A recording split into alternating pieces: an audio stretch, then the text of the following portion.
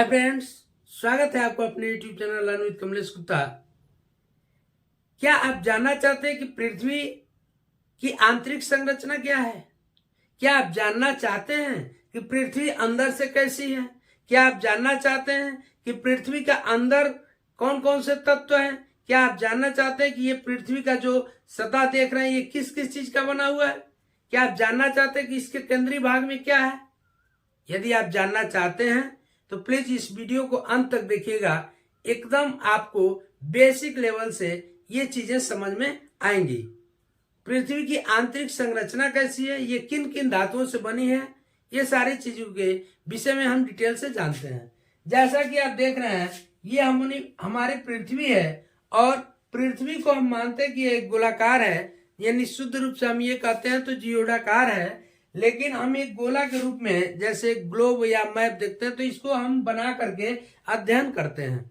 तो देखते हैं गोला में ये केंद्रीय भाग से लेकर और बाहर भाग तक एक क्या होता है, त्रिज्या होता है।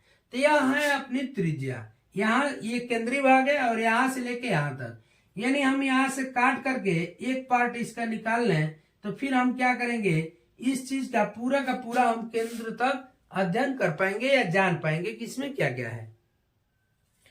तो यह त्रिज्या वाला दो त्रिज्या का ये पार्ट निकाल के मान लीजिए हमने ऐसा बना दिया और यहां से अब अध्ययन करेंगे।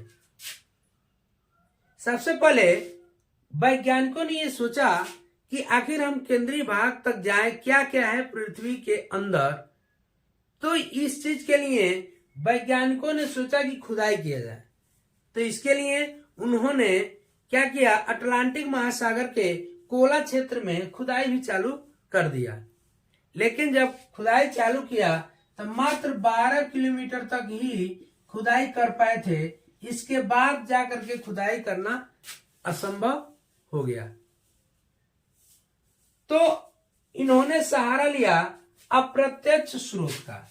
देखिए आपके होता क्या है, किसी भी चीज के विषय में जानने के लिए हमारे पास दो स्रोत होते हैं, या तो वह प्रत्यक्ष होगा या अप्रत्यक्ष होगा। प्रत्यक्ष स्रोत वह होता है कि जो हम आंखों से देख लेते हैं। जैसे मैं कहूं कि इस मार्कर में क्या क्या है, तो ये मार्कर खोलेंगे तो देखेंगे क्या चीजें हैं। तो ये मेरे सामने जब दिख रहा है तो ये प्रत्यक्ष स्रोत हो गया। और जब हम इसको आंखों से डायरेक्ट न देख पाए, किसी अन्य माध्यम से हमें पता चले, तो वह होता है अप्रत्यक्ष स्रोत। फिर अप्रत्यक्ष स्रोत का वैज्ञानिकों ने क्या किया, सहारा लिया और वहां से इसका अध्ययन चालू किया। इसकी आंतरिक संरचना क्या है, तो यहाँ से हम मान लीजिए एक काट के एक पार्ट निकाल लिए यहाँ से, और ये वाला पार्ट यहाँ स्थापित कर दिए और इससे हम अध्ययन करेंगे। तो देखेंगे कि वैज्ञानिकों ने इसको 3 हिस्सों में बांट दिया, 3 भाग। सबसे ऊपरी वाले भाग को हम कहते हैं भूपर्पटी या क्रस्ट, और सबसे बीच वाले भाग को कहते हैं मेंटल, और सबसे निचली भाग को कहते हैं कोर या क्रूड। अब ये बात करें कि इसकी मोटाई कितनी है, भूपर्पटी की तो है 34 किलोमीटर, और बात करें मेंटल का तो ये 2900 किलोमीटर, नहीं 34 किलोमीटर के बाद से 2900 किलोमीटर तक की मोटाई मेंटल कहलाती है। और बात करें ये कोर की, तो बाकी जो भी त्रिज्या में यहाँ देख रहे हैं ये बच रहा है भाग, ये सब कोर के अंतर्गत पढ़ाई करते हैं या अध्ययन हम इसके विषय में करते हैं। अब देखते हैं भूपर्पटी का 2 हिस्सों में इसको भी बांटा गया, यानी इसमें 2 हिस्सों में बांटा गया, सीएल और सीमा। सीएल और सीमा का मतलब हुआ कि सीएल का मतलब हुआ सिलिकॉन और एल्युमिनियम, सीमा का अर्थ हुआ सिलिकॉन और मैग्नीशियम। यानी इस वाले भाग में सिलिकॉन और एल्युमिनियम की अधिकता है, इस वाले भाग में सिलिकॉन और क्या मैग्नीशियम की अधिकता है। लेकिन एक तत्व की बात करेगा तो भूपर्पटी पे सबसे ज्यादा ऑक्सीजन की अधिकता है। सबसे ज्यादा किसकी अधिकता है, ऑक्सीजन की, जो 46.8% है।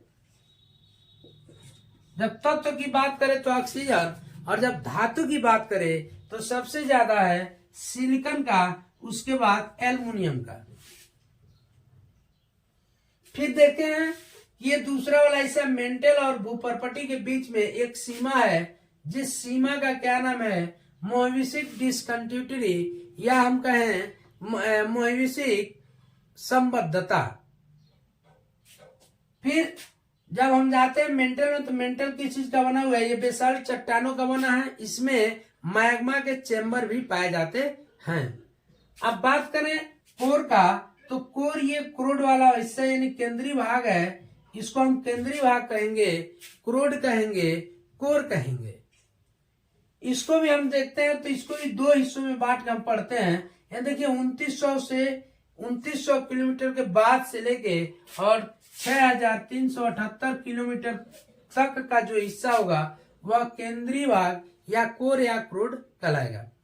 इसको भी हम दो हिस्सों में बांट के पढ़ते हैं, बाह्य क्रोड और आंतरिक क्रोड या कोर।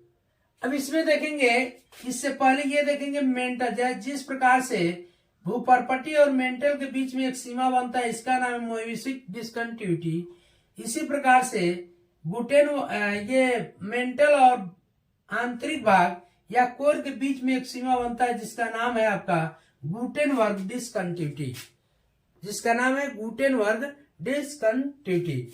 अब बात करेंगे इसको दो भागों में जब बांट के पढ़ने की, बाह्य कोड और आंतरिक कोड की, तो इसके बीच में भी एक सीमा जो बनता है इसका भी नाम रखा गया है जिसका नाम है लेहमैन डिस्कंटिन्यूटी। यानी हम ये कहें बाह्य कोड और आंतरिक कोड के बीच की जो सीमा है उसका क्या नाम है, तो आप कहेंगे लेहमैन डिस्कंटिन्यूटी। अब बात करेंगे कि इसका ताप का, टेम्परेचर का।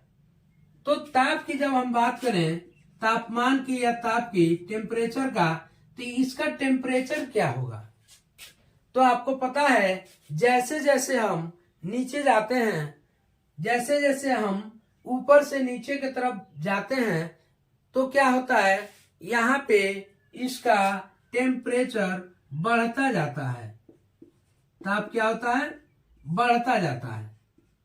यानी कि हम जैसे जैसे नीचे जाएंगे वैसे वैसे तापमान में इसकी वृद्धि होती जाएगी। यानी हम कभी कभी ये भी प्रश्न पूछ देता है कि पृथ्वी अंदर से कैसी है, तो आप कहेंगे पृथ्वी अंदर से गर्म है। यानी इसका टेम्परेचर क्या होता है, जैसे जैसे हम केंद्र की तरफ बढ़ेंगे इसका तापमान बढ़ता हुआ चला जाएगा।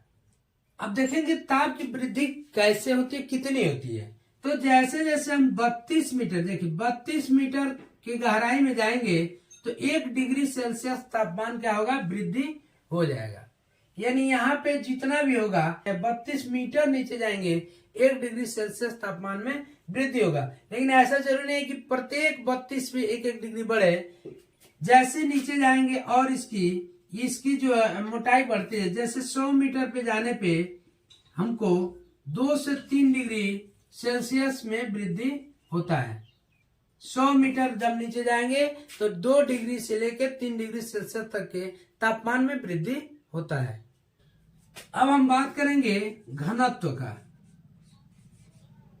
तो जैसे जैसे हम अंदर की तरफ जाते हैं वैसे वैसे इसका घनत्व क्या होता है, बढ़ता हुआ चला जाता है।